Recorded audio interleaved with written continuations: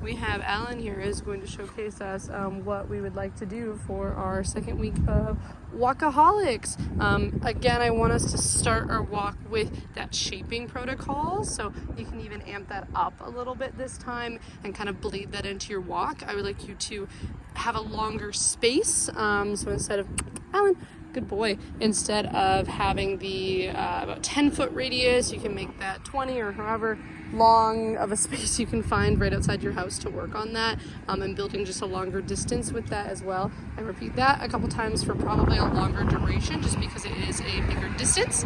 And while we're on our walk, what I want us to start doing is checking our brakes and seeing if our dog is paying attention to us, because that's kind of a lot of the time. Again, I want them to sniff, especially when we're on our regular, there you go, our informal gear. I want them to sniff, but I also want them to be paying attention to us. So Alan here is doing well on understanding that pressure of what he's supposed to do when he feels the pressure on his harness. So he's understanding that really well. So we're no longer rewarding him for that. We're only rewarding for the correct decision, which is going to be to stop with me when I stop with him. Alan, good boy, let's go. We got a truck coming. And we're starting this out on the pavement just because it's going to make it a lot easier, and then we're going to transition to working on the grass. So of course, when he gets in front of me, we're using that leash pressure to come back. Good boy, but I'm no longer food rewarding this anymore. That first week we will hopefully have a yo-yo effect where your dog is feeling that pressure and coming back every single time, but they're going to come back at that tree and go again. That's exactly what I want from our first week. If you do not have that yet, I want you to keep training until you do have that full response and they feel that and they're coming back pretty much every single time. Alan said, I don't have that response right now. Good boy, good. So I want a good response every single time, them knowing to come back to you, get that treat, and then they dart ahead, have that yo-yo. I want them to have that before we move on to not rewarding that anymore. And what we're gonna do here is when we walk forward, Alan, we're going this way. We're going this way, good job. You see a rock? Walk forward. I'm just going to start adding in, stop. Good. So he didn't make it to the end of the leash. He didn't sit either, but that is completely fine when we're starting with this. Big loud truck. Good boy, Alan. Good boy. So again, I stopped and he did not make it to the end. Hey, do you want that? You earned it. You earned it. He did not make it to the end of the leash, so I'm just going to be walking. I'm going to pick up my pace a little bit. I stop. Good, and he stops and he checks in with me. Good boy. He even did a sit with that in anticipation of the food, which is perfect. So if he were to make it to the end of the leash,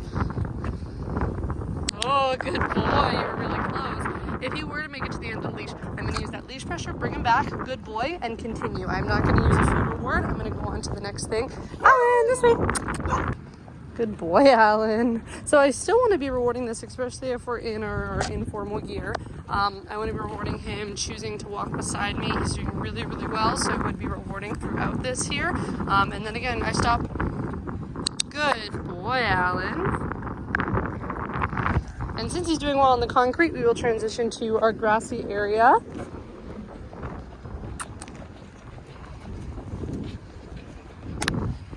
Ready? Let's go. Good boy. Good. I'm kind of waiting for him to fail, but he's doing really, really well.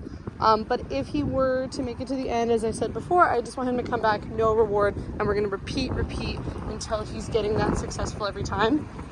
There it is. So I don't want that. I don't want him to go to the end and sit. I want him to be able to come back, so I'll have that pressure. I can call his name. Good boy. We keep walking. We keep walking. And stop. Good. And that's where he gets that food reward. So I only want to transition to this if you have a really good leash pressure response on both your formal and informal gear. So that might be this week, that might be next week. I just want to be checking our brakes a lot, and then also using our leave it with things that we're smelling. So he can be smelling, he can be doing things. I really only want to be using leave it for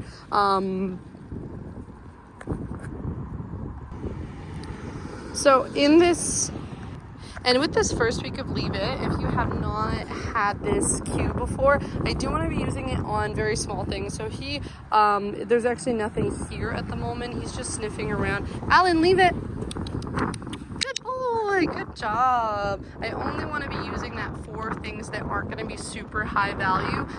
If he is, say he has a sticker or something, or he finds something I want to be treating, so I'm going to do our Alan, leave it. And I'm just going to guide him away with that food. Good boy. So only things that we know he's actually going to be able to leave it are we going to be asking for it without giving that food first. If it's hard, then we're still going to be treating, especially for our second week here. And that is all. You're doing really well. You say bye.